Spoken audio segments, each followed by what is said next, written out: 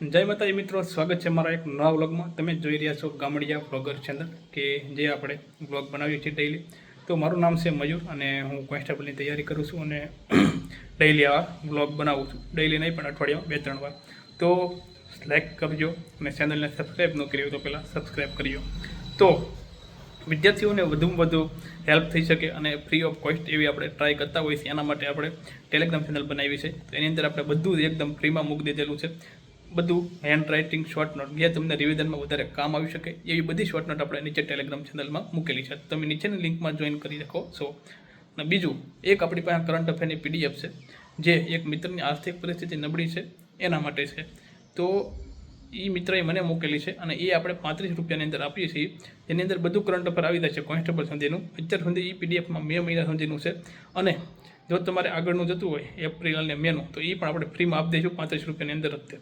તો એપ્રિલ અને મેનું પણ આપણા ગ્રુપમાં આવી જાય છે। એટલા માટે તમારે નીચે વોટ્સએપ ગ્રુપની ચેનલ છે અને ટેલિગ્રામ એ બે જોઈન કરી લેજો, કેમ કે આપણે એની અંદર મેનું અને એપ્રિલનું મૂકી દઈશું। તો આ થઈ ગઈ એટલી માહિતી આપણી।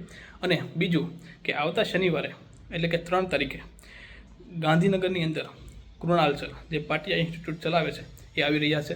તો એ સ્પીપાની ફેકલ્ટી છે અને એની પહેલાં યુવા પરિષદમાં હતા અને હાલ પોતાના ક્લાસીસ ચલાવે છે। તો એ આવી રહ્યા છે ગાંધીનગરમાં કુડાસણમાં। તો એ મેગા લેક્ચર લેવા આવી રહ્યા છે। તો મેગા લેક્ચરની ફી છે 49 રૂપિયા અને 100 જણાને બોલાવેલા છે।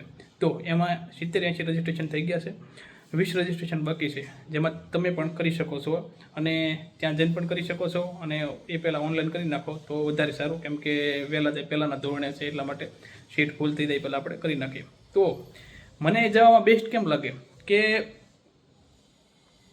તમને ગમે એટલું આવડતું હોય, ગમે એટલું ભણ્યા હો, અત્યાર સુધી તમે મહેનત કરી રહેશે, મેથ્સ રીડિંગ બધાને પૂરું થઈ જ ગયું છે, પણ ખાસ છેલ્લે એક ટેસ્ટ છે અને તમને જે નો ટોપિક આવડતા હોય ને એ લાઈવમાં બેસીને સમજાવવાના છે। લેક્ચર પાછું ઓફલાઈન છે એટલા માટે। અને લાઈફમાં ટેસ્ટ છે ને એ તમારા માટે બહુ કામ આવી શકે છે કે આપણને ખબર પડી શકે છે કે આપણને કેટલું આવડે છે। તો તમે ટેસ્ટ માટે તો ખાસ જઈ શકો છો અને ઓફલાઈન છે અને બધા વિદ્યાર્થીઓ આવવાના છે અલગ અલગ અને પોતાના અલગ અલગ સવાલ હોય, બધાની અલગ અલગ ક્વેરી હોય એ સોલ્વ કરવાના છે ત્યાં જઈને કે એક્ઝામમાં કઈ રીતે તકલીફ પડે છે, મને આવડે છે તો એ કેમ નથી લખાતું એ બધું। તો એ માટે ખાસ જવાની જરૂર છે। તો શનિવારે હું તો જઈ રહ્યો છું, તો આવજો તમે પણ બધા। તો મળીએ ત્યાં કુડાસણ। તો એ માટે પહેલાં રજિસ્ટ્રેશન કરાવવું પડશે। નીચે આપણે ટેલિગ્રામમાં આ બધી માહિતી નાખી દીધેલી છે, વોટ્સએપે નાખી દીધી છે, તો ત્યાં તમે ચેક કરી લેજો। તો મિત્રો દીવાબત્તી કરી દીધી છે અને હવે આપણે જઈએ લાઇબ્રેરી। જય માતાજી, જય ભોળાનાથ।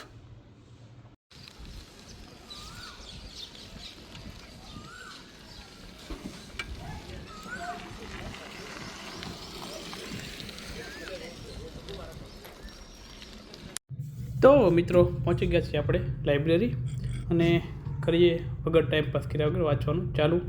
તો બંધારણ તો પૂરું થઈ ગયું, પણ આપણે આ બંધારણ અને રાજ્ય વ્યવસ્થાના વનલાઇનર વાંચીએ છીએ। તો કરીએ ચાલુ। તો આપણે એમાં બિન બંધારણીય સંસ્થાઓ ભેગા હતા, આજે આ પૂરું થઈ જશે, બહુ જાજુ બાકી નથી, તો ઝડપથી કરી દઈએ ચાલુ। થોડુંક જ 1-2 ટોપિક જ બાકી છે તો કરી દઈએ ચાલુ। તો મિત્રો કરી દીધું છે પૂરું। જમ્મુ કાશ્મીર વિશે એક પરિચય અહીંયા ભેગા હતા, ત્યાં એ છેલ્લો ટોપિક છે તો જોઈ શકો છો, નાનું હતું અને જાજુ હતું નહીં આજનું। તો આ સાથે આપણે વનલાઇનર પૂરું કરી દીધું છે અને આની 5-5 ચેપ્ટરની ડેઈલી આપણે પીડીએફ બનાવીને ટેલિગ્રામ ચેનલમાં મૂકી દઈએ છીએ। તો કોઈ પૂછતા નહીં, હવે આની પીડીએફ છે ટેલિગ્રામમાં થઈ જાય તમને મળી જાય છે। આખી પીડીએફ કોઈને નહીં મળે, તમે ફોન કરો ગમે એ કરો।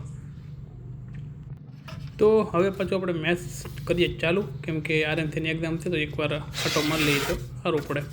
તો પહેલેથી જ ચાલુ કરીશું બેઝિક, કેમ કે કોન્સ્ટેબલમાં કામ આવે, કેમ કે બેઝિક કરવું જ પડે, કેમ કે પીએસઆઈમાં બેઝિક વધારે પૂછાણું છે અને ઇઝી। તો ચાલુ કરીએ વિવિધ ગણિત।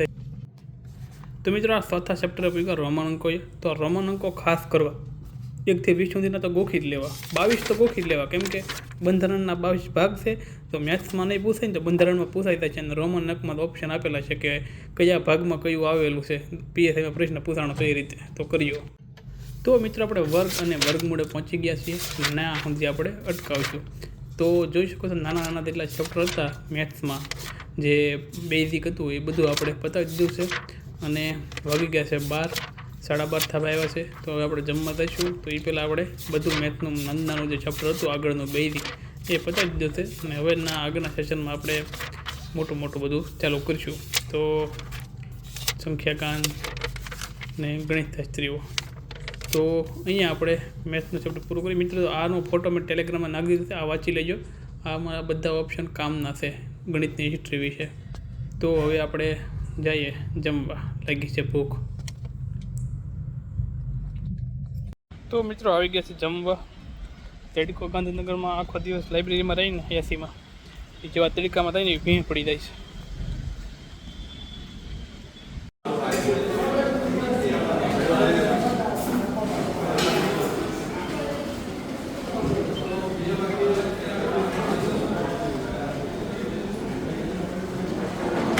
તો જમીને આવી ગયા છીએ અને હવે પાછું ચાલુ કરીએ ગણિતમાં આગળનું કામ. તો વર્ગ અને વર્ગમૂળો પૂગા થયા, ત્યાંથી પછી કરીએ આપણે ચાલુ. તો મિત્રો મધ્યસ્થ અને બહુલકે પૂગા છીએ. તો ત્યાં આપણે આપણું કામ આજનું અટકાવશું. ઇઝી ચેપ્ટર જેટલા હતા એટલે આપણે પતાવી દીધા છે. તો હવે અઘરા બાકી છે એને હવે આવતા સેશનમાં કાલે ચાલુ કરીશું. તો નાના હતા અને જે આપણને બહુ આવડતા હતા એ બધા આપણે પતાવી દીધા છે અને એના સૂત્રો અને ટ્રીકો બધી ગોખી નાખી છે, જેઓ આપણને આરામથી એકદમમાં કામ આવી શકે. તો આ સાથે આજનું મેથ્સનું મોટાભાગનું કામ આપણે અહીંયા કર્યું છે સમાપ્ત. તો હવે કરંટ સાંસ્કૃતિક વારસો. તો આ બુકથી એક પણ બુક બેસ્ટ નથી. જીપીએસસીથી લઈને પીએસસીથી કોન્સ્ટેબલ બધા માટે કામ આવી કે આ બુકથી એકેય બુક બેસ્ટ નથી. પર્સનલ અનુભવ છે મારો. તો આજે કરવાનું છે પ્રદર્શન કળા. તો કરીએ ચાલુ ગુજરાતના શાસ્ત્રીય નૃત્ય. તો ગોખવાનું કરીએ ચાલુ, કેમ કે આ બધું પૂછાઈ ગયું હતું. તમને દેખાડું કે ભરતનાટ્યમ છે ને, ભરતનાટ્યમની કથક પૂછાણું હતું ઉત્તર પ્રદેશનું. તો ગ્યાંગ્યું કથક, કથક ऊपर से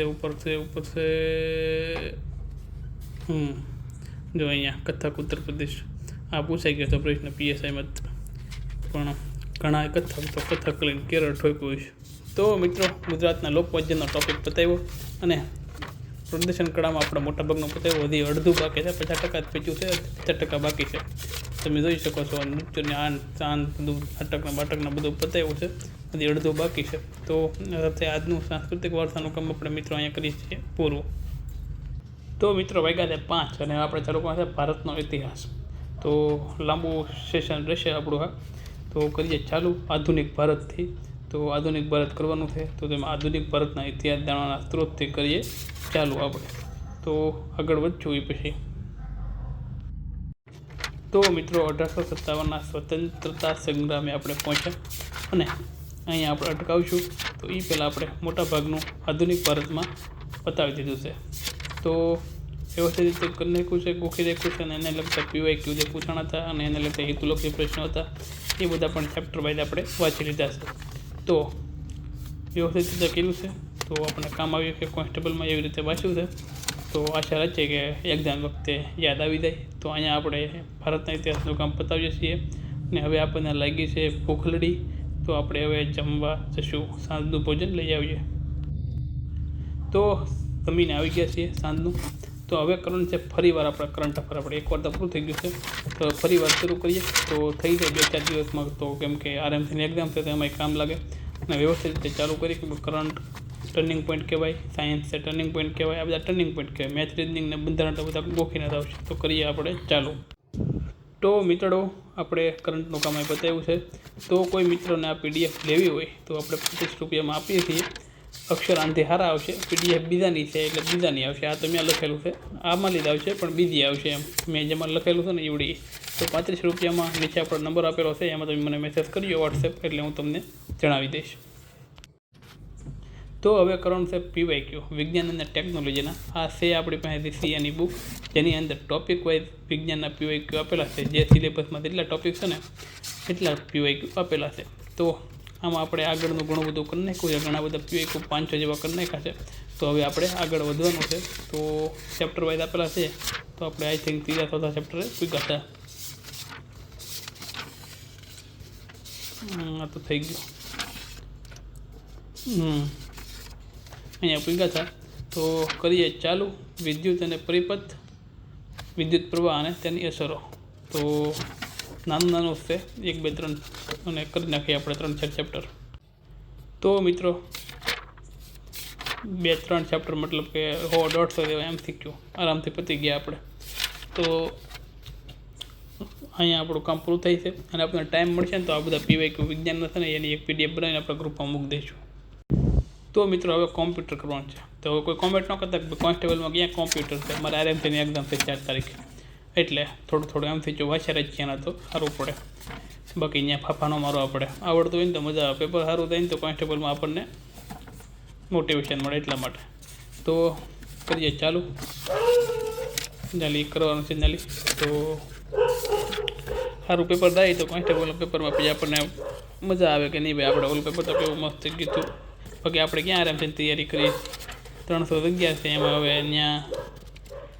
તો કરીએ માઇક્રોસોફ્ટ ઓફિસ વિશે વાંચવાનું ચાલુ. તો કોમ્પ્યુટરનું કામ પતાવ્યું ને 12 ઉપર થઈ ગયું છે.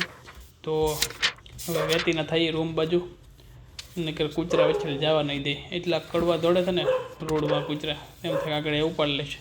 આપણે બી અમારી નથી પાછા એટલે વાંધો નહીં. તો જઈએ રૂમે. જય માતાજી.